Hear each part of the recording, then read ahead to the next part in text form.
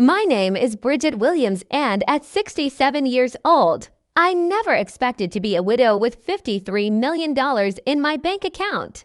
My only son, Jackson, recently married a woman named Amelia after dating for just 6 months. Something in my gut told me to keep quiet about the fortune my late husband Harold left me.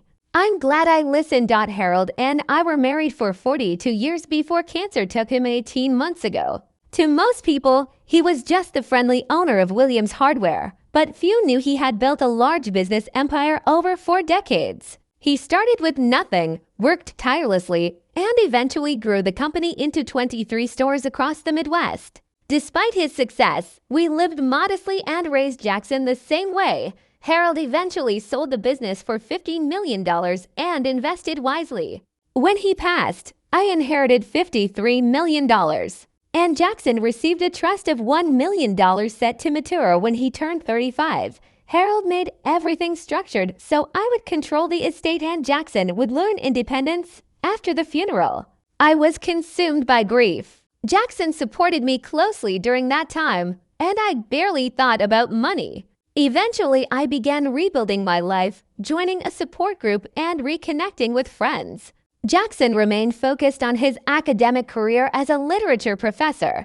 Then Jackson met Amelia at a university gala. She was striking, confident, and worked in pharmaceutical sales. Their relationship moved quickly. Within weeks, she was meeting me, and almost immediately I noticed subtle warning signs. She asked pointed questions about Harold's business and finances. When she visited my home, I even found signs that my private space had been explored. Jackson, however, was deeply in love.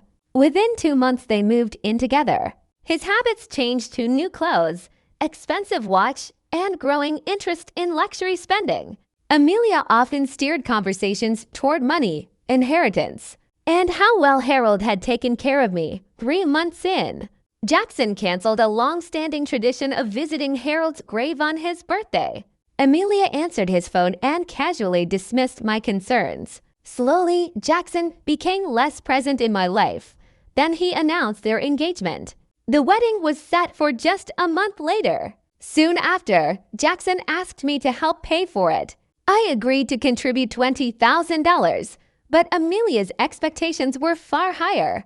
She wanted a lavish wedding costing $70,000 with expensive venues, designers, and luxury services. I began noticing more pressure and manipulation. Amelia hinted repeatedly that I was wealthy and should contribute more. Jackson, caught between us, seemed increasingly uncomfortable but still influenced by her. Shortly before the wedding, I overheard Amelia on the phone talking about gaining access to family money after the marriage.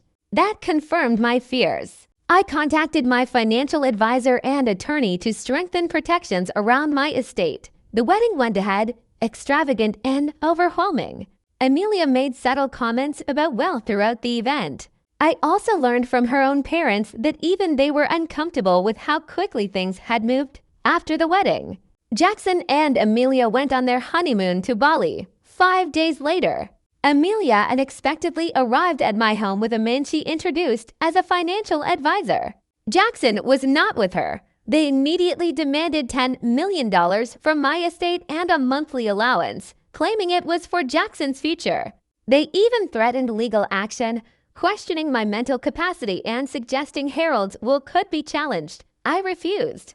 After they left, I contacted my attorney and documented everything.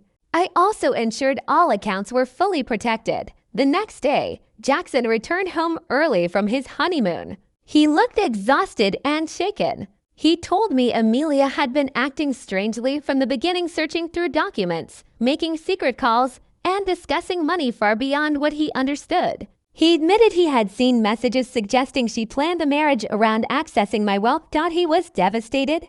Together, we shared everything: estate details, legal protections, and the truth about Amelia's behavior. We decided to confront her with evidence and involve legal counsel. When Amelia returned, she first tried to deny everything, then tried to manipulate Jackson emotionally. Finally, she became openly angry and admitted she believed the family wealth should belong to them. She saw the marriage as a financial opportunity, not a relationship. With clear evidence of fraud and manipulation, Jackson filed for an annulment.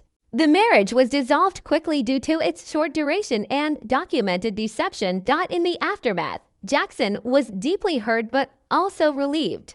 Over time, he rebuilt his life, focusing on his academic career and later using his experience to help others understand financial manipulation and relationships. I established stronger long-term protections for the estate, ensuring it would remain secure and eventually pass to Jackson under structured conditions. More importantly, Jackson and I rebuilt our trust. He eventually began a new relationship with someone grounded and independent. And this time he moved slowly and carefully, valuing honesty over intensity. Harold's legacy remained intact not just in money, but in the values he built our family on: discipline, independence, and responsibility.